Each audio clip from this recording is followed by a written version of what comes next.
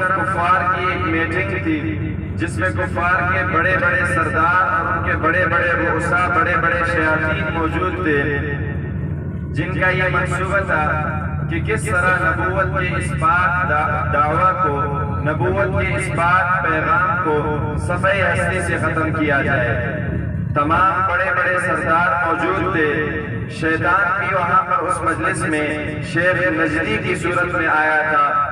مشورہ ہو رہا تھا کہ کس طرح سے پیغام نبوت کو گل کر کے ختم کر لیا جائے۔ کسی نے مشورہ دیا کہ آن حضرت صلی اللہ علیہ وسلم کو قید کر لیا جائے، لیکن شیطان نے اس پر رد کر لیا کہ کیا تمہیں نہیں معلوم کہ اس کے ماننے والے، اس کے صحابہ پروانہ وار تم پر حملہ کریں گے اور اس کو تم سے چھڑائیں گے۔ یہ مشورہ رد ہوا۔ کسی نے مشورہ دیا کہ ان کو جلا وطن کر لیا جائے۔ شیطان نے اس مشورے کو بھی رد کر لیا کہ اگر آپ علیہ السلام کو مکہ سے نکالا گیا، دنیا کے جس بھی شہر میں آپ جائیں گے، آپ کے کلام میں اتنی مٹھاس ہے، آپ کے کلام کے اندر اتنا اثر موجود ہے کہ کوئی بھی شخص اس کو قبول کیے بغیر نہیں رہے گا۔ جب دوسرے علاقے کے لوگوں نے اس مقصد کو قبول کر لیا، اس پیغام کو قبول کر لیا، پھر وہ بڑی تعداد میں تم پر حملہ آور ہوں گے، لہذا جلا وطن کرنا یہ دانشمندی کی بات نہیں ہوگی۔ بالآخر ابو جہل نے ایک مشورہ دیا کہ ایسا کر لیا جائے، تمام قبائل سے ایک ایک پہلوان، جنگجو اور طاقتور آدمی لے لیا جائے جو آن حضرت صلی اللہ علیہ وسلم کے گھر کا محاصرہ کرے اور سب کے سب یکبارگی کے ساتھ حملہ کر کے یہ قصہ تمام کر دیں۔ پھر اگر بنو ہاشم اور بنو عبد المطلب چاہیں، وہ تو تمام قبائل عرب کے ساتھ نہیں لڑ سکتے، زیادہ سے زیادہ اتنی بات ہوگی کہ وہ دیت کا مطالبہ کریں گے جس کو ہم یہ تمام قبائل بخوشی ادا کر سکیں گے۔ شیطان نے اس مشورے پر ان کو بہت شاباش دیا کہ بڑا ہی اچھا مشورہ تو نے دے دیا، اسی مشورے پر عمل کر لیا جائے۔ قرآن میں بھی اس واقعے کا تذکرہ ہے، وَإِذْ يَمْكُرُ بِكَ الَّذِينَ كَفَرُوا لِيُثْبِتُوكَ أَوْ يَقْتُلُوكَ أَوْ يُخْرِجُوكَ وَيَمْكُرُونَ وَيَمْكُرُ اللَّهُ۔ ایک طرف کفار قریش مکہ اور بڑے بڑے شیاطین اور رؤساء اپنا میٹنگ اور تدبیر کر رہے تھے، لیکن دوسری جانب اللہ تبارک و تعالیٰ اپنی تدبیر فرما رہے تھے۔ وَاللَّهُ خَيْرُ الْمَاكِرِينَ۔ اللہ تعالیٰ کی تدبیر نہایت ہی عمدہ تدبیر ہوتی ہے۔ اللہ تبارک و تعالیٰ نے اپنے نبی کو ان کے اس منصوبہ سے آگاہ کر لیا اور جناب نبی اکرم صلی اللہ علیہ وسلم کو ہجرت کی اجازت دے دیا۔ رات کا وقت تھا، نبی علیہ السلام اپنے گھر میں موجود تھے، حضرت علی کرم اللہ وجہہ الکریم بھی وہاں پہ موجود تھے۔ باہر قریش مکہ اور دیگر قبائل سے چنے گئے جنگجو، ماہر تلوار باز نوجوان موجود تھے جو آن حضرت صلی اللہ علیہ وسلم کے قتل کے منتظر تھے، جن کا یہ ارادہ تھا کہ جب صبح آپ علیہ السلام اپنے گھر سے نکل جائیں گے تو اس وقت ہم حملہ کر کے یہ قصہ تمام کر دیں گے۔ آن حضرت صلی اللہ علیہ وسلم کی جان کو خطرہ درپیش ہے، لیکن اسی حالت میں بھی آپ علیہ السلام کے پاس قریش کی کچھ امانتیں موجود تھیں۔ چونکہ آپ صلی اللہ علیہ وسلم پورے مکہ میں صادق الامین کے نام سے جانے جاتے تھے۔ کفار نے اگرچہ آپ کی مخالفت کیا تھا، لیکن اس کے باوجود وہ آپ کی امانت اور دیانت کا دل سے اعتراف کرتے تھے اور اپنی امانتیں آپ علیہ السلام کے پاس رکھتے تھے۔ اس وقت بھی کہ جب آپ علیہ السلام کو خطرہ درپیش ہے، باہر قاتل، ماہر، جنگجو، پہلوان موجود ہیں، لیکن آپ علیہ السلام کو اس وقت بھی ان کی امانتوں کی فکر تھی۔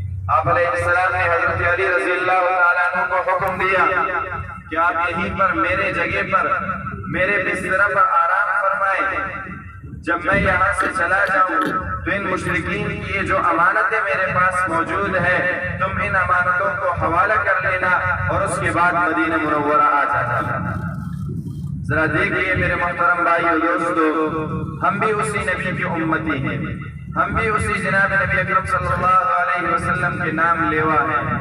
ایک طرف ان کی صداقت، امانت اور دیانت کو دیکھیے، اور ایک طرف آج ہم اپنے گریبانوں میں جان کے اپنے حالات اور معاملات پر غور کریں میں سے ہر کوئی یہی چاہتا ہے کہ جس کا بھی مال ہو، جس طریقے سے بھی آ جائے، ہڑپ کرنے کا، ہضم کرنے کا کوئی موقع ہاتھ سے جانے نہیں دیتے۔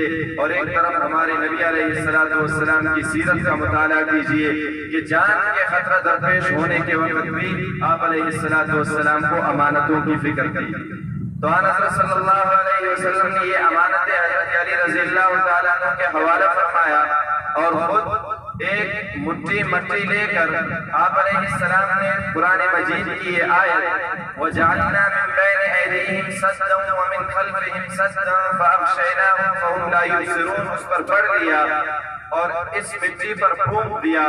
اللہ تبارک و تعالیٰ نے یہ مٹی کفار کے ان تمام جمجوم کے آنکھوں میں پہنچا دیا، سب آنکھ ملنے لگے، اور آن حضرت صلی اللہ علیہ وسلم صحیح سلامت وہاں سے نکل گئے۔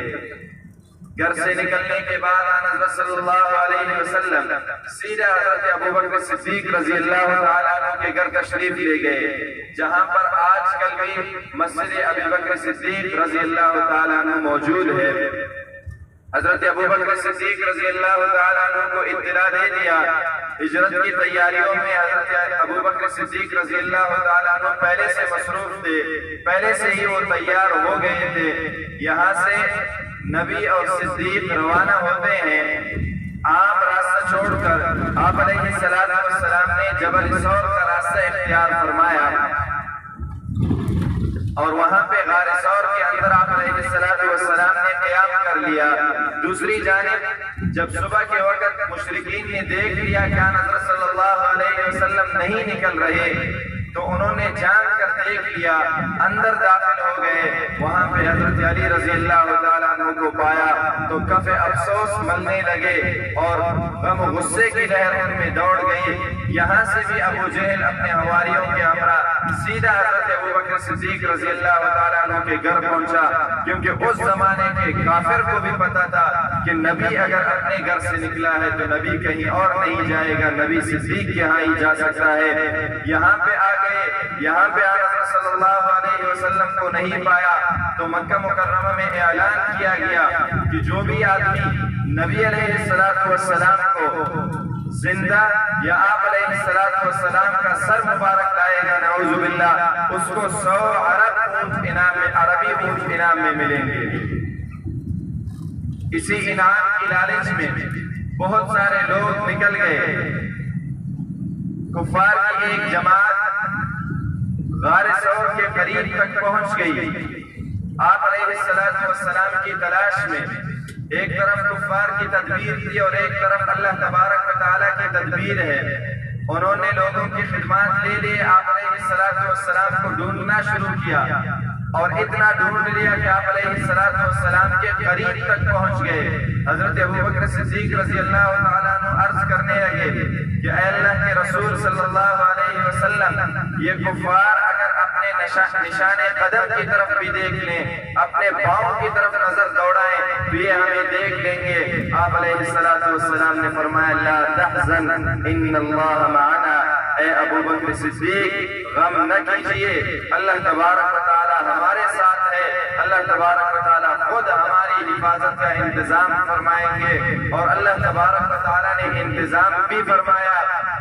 ایک کبوتر کو حکم ہو گیا، اس نے وہاں پر گھونسلہ بنا دی، انڈے دے دیے، اور ایک مکڑی کو حکم ہوا، اس نے وہاں پر جالا بن دیا۔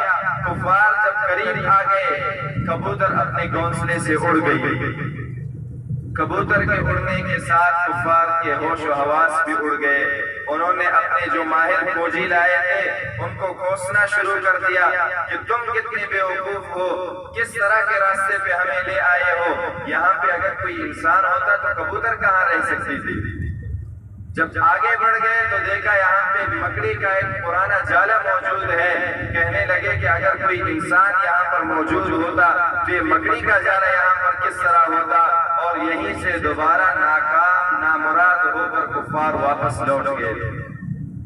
آن حضرت صلی اللہ علیہ وسلم غار ثور سے نکل گئے۔ 3 دن کے بعد مدینہ منورہ کی طرف روانہ ہو گئے۔ راستے میں اور بھی بہت سارے لوگ جو آپ علیہ السلام کا پیچھا کر رہے تھے، نشان قدم ڈھونڈ رہے تھے اسی انعام کے لالچ میں کہ ان کو 100 عربی اونٹ مل جائے۔ کئی لوگ اس میں ناکام اور نامراد ہو گئے، لیکن ایک شخص سراقہ بن مالک تھا، وہ اپنے اس مقصد میں کامیاب ہو گیا اور وہ بالکل آن حضرت صلی اللہ علیہ وسلم کے قریب تک پہنچ گیا۔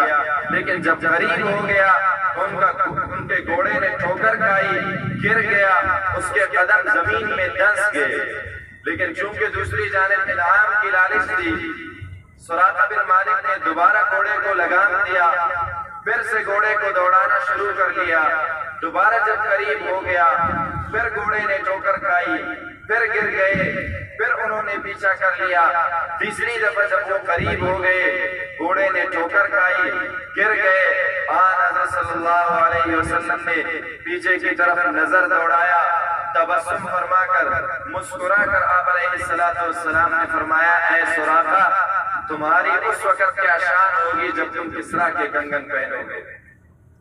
سراقہ کہتے ہیں کہ مجھے یقین ہو گیا کہ حضرت صلی اللہ علیہ وسلم کی حفاظت کا انتظام ہو چکا ہے۔ میں نے پناہ مانگ لیا کہ مجھے پناہ دے دیجئے، میں کسی کو بھی آپ کا پتہ نہیں بتاؤں گا۔ حضرت صلی اللہ علیہ وسلم نے ان کو پناہ دے دیا۔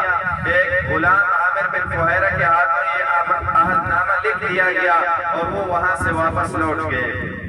پھر ہوا بھی کچھ یوں کہ عہد فاروقی میں جب حضرت عمر فاروق رضی اللہ تعالیٰ عنہ کے دور خلافت میں ایران فتح ہو گیا، مال غنیمت لایا گیا، بے شمار مال غنیمت حاصل ہو گیا تھا۔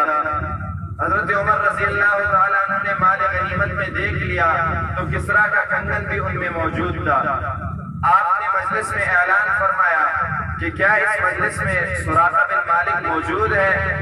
سراقہ بن مالک اپنی جگہ پر کھڑے ہو گئے، فرمایا لبیک یا امیر المؤمنین۔ تو آپ نے فرمایا کہ اے سراقہ، اسلام میں مرد کے لیے سونا زیبتن کرنا، سونا پہننا حرام ہے، لیکن ایک مرتبہ یہ سونے کا کنگن پہن کر دنیا کو دکھا دو کہ زمین اپنی جگہ سے ہل سکتی ہے، پہاڑ اپنا جگہ چھوڑ سکتے ہیں، لیکن جناب محمد رسول اللہ صلی اللہ علیہ وسلم کی مبارک زبان سے نکلا ہوا ایک حرف بھی جھوٹا نہیں ہو سکتا۔ یہاں سے روانہ ہونے کے بعد چلتے گئے۔ ہجرت کا سفر ایک تاریخی سفر تھا۔ روایات کی کتب بری پڑی ہیں ایسے واقعات سے۔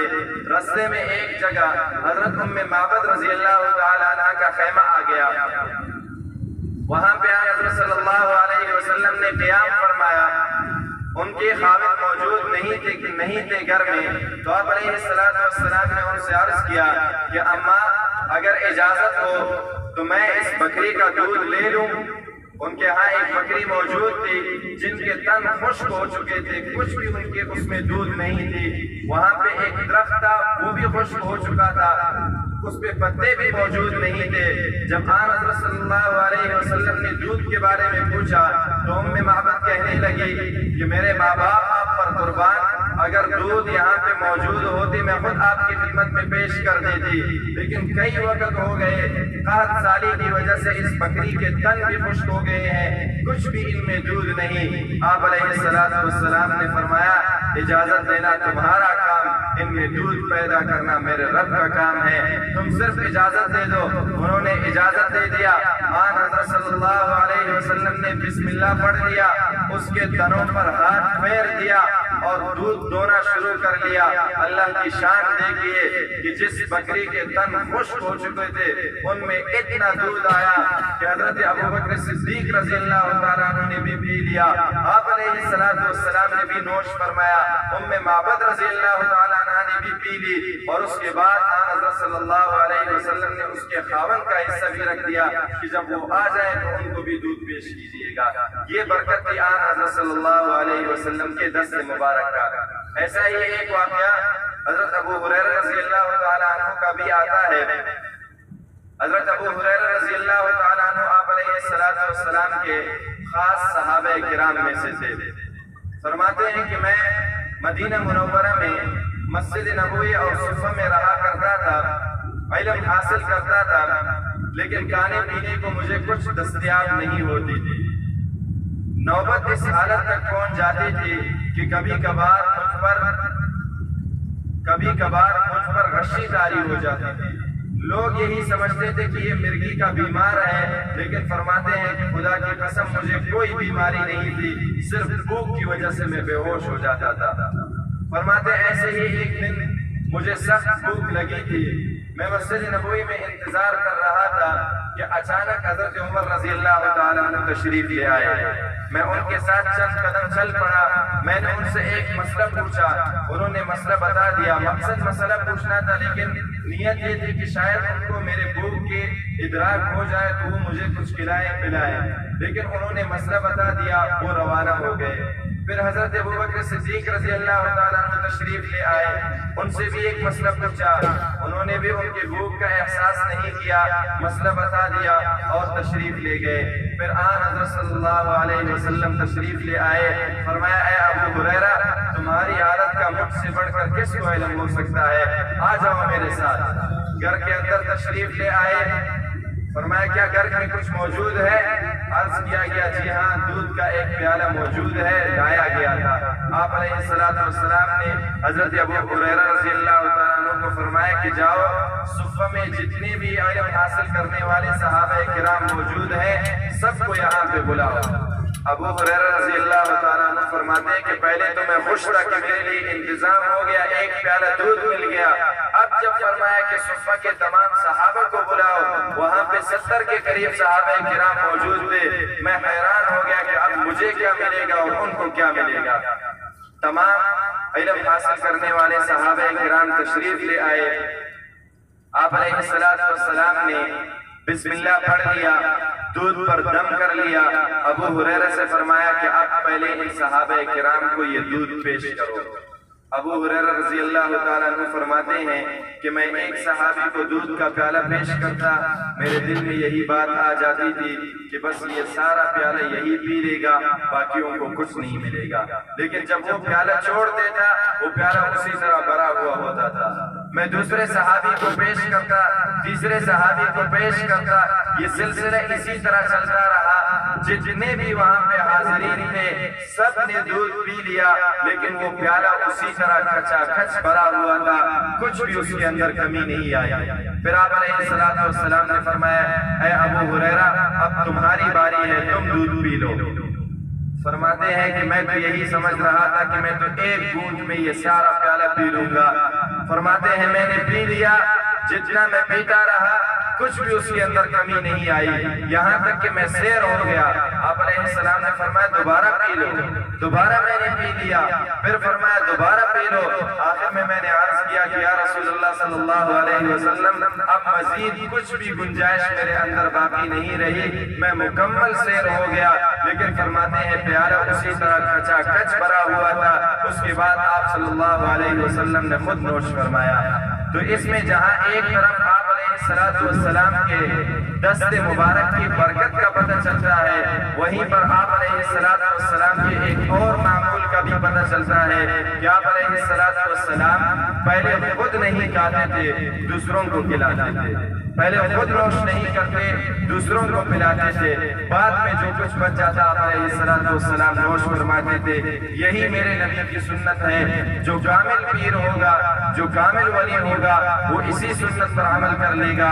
وگرنہ جو نام نہاد پیر ہوں گے، جو نام نہاد بزرگ ہوں گے، وہ تو کھا پی کر ہڑپ کر کے آخر میں ایک ڈکار مار کر جو کچھ جھوٹا باقی رہ جاتا ہے اسی کو بطور تبرک اپنے مریدین کو پیش کرتے ہیں. یہ میرے نبی کی سنت نہیں ہے. میرے نبی کی سنت یہی تھی کہ پہلے جو بھوکے موجود ہے سامنے، جو پیاسے سامنے موجود ہے، پہلے ان کو پلاتے تھے، پھر پیتے تھے. تو میرے محترم بھائیو دوستو، میں عرض کر رہا تھا کہ ہجرت کے سفر میں آن حضرت صلی اللہ علیہ وسلم کا گزر ام معبد کے خیمے پر ہوا، جہاں پہ آپ علیہ السلام کے ہاتھوں ایک معجزہ کا ظہور ہو گیا کہ خشک درخت پر بھی پتے آ گئے اور جو بکری کے تن خشک ہو گئے تھے ان میں بھی دودھ آ گئی. یہاں سے آن حضرت صلی اللہ علیہ وسلم مدینہ منورہ کی طرف روانہ ہوئے. مدینہ منورہ میں لوگ ہر روز آتے تھے، آن حضرت صلی اللہ علیہ وسلم کا انتظار کرتے تھے عام شاہراہ پر. لیکن جب شام ہوتی تھی دوبارہ چل پڑتے تھے. آخر ایک دن لوگوں نے انتظار کر لیا. شام کا وقت، مغرب کا وقت قریب تھا. جب انہوں نے کچھ نہیں دیکھا روانہ ہونے والے تھے کہ اسی وقت ایک یہودی راہب نے اعلان کر لیا کہ جس کا تم انتظار کر رہے تھے وہ تشریف لا چکا ہے۔ اسی وقت انصار کی چھوٹی چھوٹی بچیاں تھی، وہ بے اختیار گنگنانے لگیں کہ طلع البدر علینا من ثنیات الوداع وجب الشکر علینا ما دعا للہ داع، یعنی طلع البدر علینا، ہم پر 14ویں رات کے چاند طلوع ہو گئی ہے، من ثنیات الوداع، ثنیات الوداع مدینہ منورہ میں اسی جگہ کا نام ہے کہ وہاں سے ہم پر 14ویں کا چاند طلوع ہوا۔ اتنی آپ علیہ السلام کی خوبصورتی اور حسن اللہ تبارک و تعالیٰ نے آپ کو نوازا تھا۔ وجب الشکر علینا، ہم پر اس نعمت کا شکر کرنا واجب ہے کہ اللہ کے رسول صلی اللہ علیہ وسلم ہماری طرف ہجرت کر چکے ہیں۔ ما دعا للہ داع، جب تک کہ اللہ تبارک و تعالیٰ کی طرف پکارنے والا بلانے والا کوئی داعی موجود ہو۔ میرے محترم بھائیو دوستو، آن حضرت صلی اللہ علیہ وسلم کی تشریف آوری سے پہلے مدینہ منورہ کا نام یثرب تھا۔ یثرب کا معنی ہے وبا والی جگہ۔ اس زمانے میں مدینہ منورہ کے اندر وباؤں کی کثرت تھی، لوگ بیمار ہوتے تھے، یہاں کی آب و ہوا ناساز اور ناموافق ہوا کرتی تھی۔ لیکن جب آن حضرت صلی اللہ علیہ وسلم سے اس کا تذکرہ کیا گیا، آپ علیہ السلام نے دعا فرمایا، اللہ تبارک و تعالیٰ نے اسی یثرب کو مدینہ بنایا، منورہ بنایا، بلدۃ طیبۃ بنا دیا۔ اب یہ ایک پاکیزہ شہر ہے، الحمدللہ۔ تمام قسم کی وباؤں سے اللہ تبارک و تعالیٰ نے اس مبارک شہر کو پاک رکھا۔ اور اسی طرح مدینہ منورہ کی دوسری خاصیت یہ ہے کہ جب حضرت عمر رضی اللہ تعالیٰ عنہ کا دور خلافت تھا، ایک مرتبہ حضرت عمر رضی اللہ تعالیٰ عنہ مدینہ منورہ کے پہاڑوں میں سے کسی پہاڑ پر چڑھنے لگے۔ ابھی تک چڑھ رہے تھے کہ زلزلہ آ گیا۔ حضرت عمر رضی اللہ تعالیٰ عنہ نے اپنا مبارک عصایا، قدم مبارک زمین پہاڑ پر مار دیا اور فرمایا کہ اے زمین، کیا میں نے تم پہ عدل و انصاف نہیں کیا ہے کہ تم لرز رہے ہو؟ فرماتے ہیں وہی دن تھا اور آج کا دن ہے، اس دن کے بعد سے آج تک مدینہ منورہ میں کبھی بھی زلزلہ نہیں آیا۔ اللہ تبارک و تعالیٰ اس مبارک شہر کی حفاظت فرمائے۔ تو مدینہ منورہ ایک انتہائی مقدس اور بابرکت جگہ ہے۔ آن حضرت صلی اللہ علیہ وسلم نے دعا فرمایا کہ اے اللہ، جس دعا کا، جس حرمت کا حضرت ابراہیم علیہ السلام نے آپ سے مکہ کے بارے میں سوال کیا تھا، میں اسی کا، اس سے بڑھ کر کا آپ سے مدینہ کے لیے سوال کرتا ہوں۔ تو مدینہ منورہ بھی محترم ہے، جس طرح مدینہ منورہ بھی مقدس ہے، جس طرح کعبہ کی سرزمین مکہ مکرمہ کی سرزمین مقدس ہے۔ جیسے مکہ مکرمہ کا احترام ہم پر لازم ہے، اسی طرح مدینہ منورہ کی سرزمین کا احترام بھی ہم پر لازم ہے۔ بلکہ بعض علماء تو اس حد تک فرماتے ہیں کہ مدینہ منورہ میں جس جگہ پر آن حضرت صلی اللہ علیہ وسلم آرام فرما رہے ہیں، جہاں پہ آن حضرت صلی اللہ علیہ وسلم محو آرام ہے، وہ جگہ نہ صرف باقی تمام روئے زمین سے افضل ہے بلکہ وہ جگہ جنت سے بھی افضل ہے۔ اتنی مبارک اور مقدس سرزمین اور شہر ہے یہ مدینہ المنورہ، اس کا احترام ہمیں کرنا چاہیے۔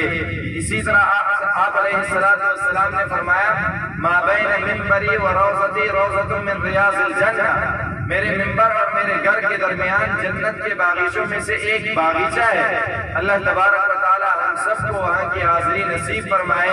ان تمام مقدس مقامات کی زیارت کرتے ہوئے ہمیں ان مقامات کے ادب و احترام کو بجا لانا ہوگا۔ اکثر ہمارے حضرات ان مقامات کے ادب و احترام میں کوتاہی کرتے ہیں، یہ سستی کاہلی ہماری محرومی کا باعث بن سکتا ہے۔ آن حضرت صلی اللہ علیہ وسلم کی محفل میں ایک مرتبہ صحابہ کرام میں کسی بات پر تکرار ہو گئی، بحث مباحثہ شروع ہو گیا، آوازیں بلند ہو گئی۔ اللہ تبارک و تعالیٰ کو یہ بات اتنی ناگوار گزری کہ قرآن مجید کی ایک آیت نازل فرمایا، یا ایھا الذین آمنوا لا ترفعوا اصواتکم فوق صوت النبی، کہ اے مومنو اپنی آواز نبی کی آواز سے بلند نہ کرو، ولا تجہروا لہ بالقول کجہر بعضکم لبعض، اور جیسے تم ایک دوسرے کے ساتھ زور شور سے باتیں کرتے ہو، نبی کے سامنے اس طرح باتیں نہ کرنا۔ ان تحبط اعمالکم وانتم لا تشعرون، خدشہ ہے اس بات کا کہ تمہارے سارے اعمال ضائع ہو جائیں گے اور تمہیں پتہ بھی نہیں چلے گا۔ دیکھیے صحابہ کرام کس درجے کے شخصیات تھے، دین کے لیے انہوں نے کتنی قربانیاں دی تھی، لیکن اس کے باوجود اللہ تبارک و تعالیٰ ان کو بھی تنبیہ فرما رہے ہیں کہ اگر آن حضرت صلی اللہ علیہ وسلم کے ادب و احترام میں ذرا سی بھی کوتاہی ہوئی، تمہاری یہ تمام قربانیاں، تمہارے یہ تمام اعمال ضائع ہو جائیں گے۔ ہم اپنی حالت کو دیکھ لیں، ہمارے پاس کون سا عمل کا خزانہ موجود ہے؟ ہم تو خالی دامن ہیں، ہمارے پاس ان اعمال کے عشر عشیر بھی تو نہیں ہے جو صحابہ کرام کے پاس جن اعمال کا خزانہ موجود تھا۔ جب ان کو اللہ تبارک و تعالیٰ نے اتنی سخت تنبیہ فرمایا، اتنا سخت ڈانٹ دیا، تو ہمیں بطریق اولا احتیاط کرنا چاہیے، ہمیں بطریق اولا ان مقامات مقدسہ کے ادب و احترام کی رعایت رکھنی چاہیے۔ اسی لیے جب مسجد نبوی میں ہم نماز کے لیے جائیں گے، اکثر حضرات اپنے جوتے تیلوں کے اندر لے جاتے ہیں، وہاں سے جب نکل جاتے ہیں ایسے ہی کھڑے کھڑے یہ جوتے پھینک دیتے ہیں زمین پر، جس کی آواز اٹھ جاتی ہے۔ میرے محترم بھائیو دوستو، یہ مقدس مقام ہے، یہاں پہ آن حضرت صلی اللہ علیہ وسلم محو آرام ہے۔ برائے کرم اس عادت کی رعایت رکھ لیا جائے، اس عادت کی رعایت رکھ لیں، جھک کر اپنے جوتوں کو اپنے ہاتھ سے زمین پر رکھ دیں اور پھر پہنیں۔ اسی طرح جب سلام کا موقع مل جاتا ہے، ہمارے لوگ ایک دوسرے کو دھکم پھیل کر کے ایک دوسرے کو دھکا دے کر آگے بڑھنے کی کوشش کرتے ہیں۔ میرے محترم بھائیو دوستو، اللہ تبارک و تعالیٰ نے نصیب میں لکھا ہو تو سب کو انشاءاللہ سلام کا موقع مل جائے گا۔ جلد بازی کرنے کی کوئی ضرورت نہیں ہے، جلد بازی اگر کریں گے، دھکم پھیل اگر ہوگی، اس میں روضہ رسول صلی اللہ علیہ وسلم کی بے حرمتی ہوگی، جو کہ بہت بڑی محرومی کی بات ہے۔ اسی طرح جب ریاض الجنت میں لوگوں کو حاضری کا موقع ملتا ہے، پہلے تو رشکش ہوتی تھی، لیکن ابھی تو پرمٹ کے ذریعے سے وہ ایک متعین عادت کو اندر بھیج دیتے ہیں، لیکن اتنے لوگ بھیج دیتے ہیں کہ جن کو اندر آسانی کے ساتھ جگہ مل جاتی ہے، لیکن اس کے باوجود ہمارے لوگ جلد بازی کرتے ہیں، ممبر کی طرف دوڑنا شروع کر دیتے ہیں۔ یہ ایک مقدس مقام ہے میرے محترم بھائیو دوستو، نفل نماز کے لیے ادب کی رعایت رکھنے میں سستی اور قائلی نہیں کرنی چاہیے، ادب و احترام کے ساتھ چلے جائیں، عبادت کا موقع نہ بھی ملے، یقیناً اللہ تبارک و تعالیٰ اسی ادب اور احترام پر بھی ہمیں اجر دے گا۔ نبی کا ادب اگر کیا جائے، نبی کا احترام کر لیا جائے، وہ بھی فائدے سے خالی نہیں ہوتی۔ جس طرح کی مشہور واقعہ ہے کہ جب فرعون نے حضرت موسیٰ علیہ السلام کے مقابلے میں جادوگروں کو لایا، تو وہ ایسے کفر پر پکے جادوگر تھے کہ مقابلے سے پہلے وہ کہتے تھے بعزت فرعون، فرعون کے عزت کی قسم، فرعون کا قسم اٹھاتے تھے، لیکن انہوں نے حضرت موسیٰ علیہ السلام کا ایک گنا احترام کر لیا۔ وہ کیا تھا کہ انہوں نے فرعون سے یہ مطالبہ کیا کہ جس طرح کے کپڑوں میں، جس طرح کی شکل و شباہت میں حضرت موسیٰ علیہ السلام میدان میں آئیں گے، ہم بھی اسی صورت میں اس کے ساتھ مقابلہ کریں گے، ہمارے بھی اسی طرح کے کپڑے ہوں گے جس طرح کے اس کے کپڑے ہیں۔ اسی طرح کیا گیا۔ اس ایک مناسبت کی وجہ سے، اس ایک مشابہت کی وجہ سے اللہ تبارک و تعالیٰ نے ان تمام جادوگروں کو ایمان کی دولت سے نوازا تھا۔ تو ہم تو مسلمان ہیں، اگر ہم جناب نبی اکرم صلی اللہ علیہ وسلم کے روزہ کا احترام کریں گے، یقیناً اللہ تبارک و تعالیٰ ہمیں بڑی برکتوں اور بڑی رحمتوں سے نوازیں گے۔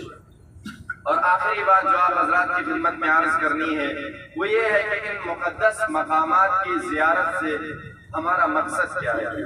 آخر کیوں ہم اتنا طویل سفر کر کے اس شہر کی طرف جا رہے ہیں؟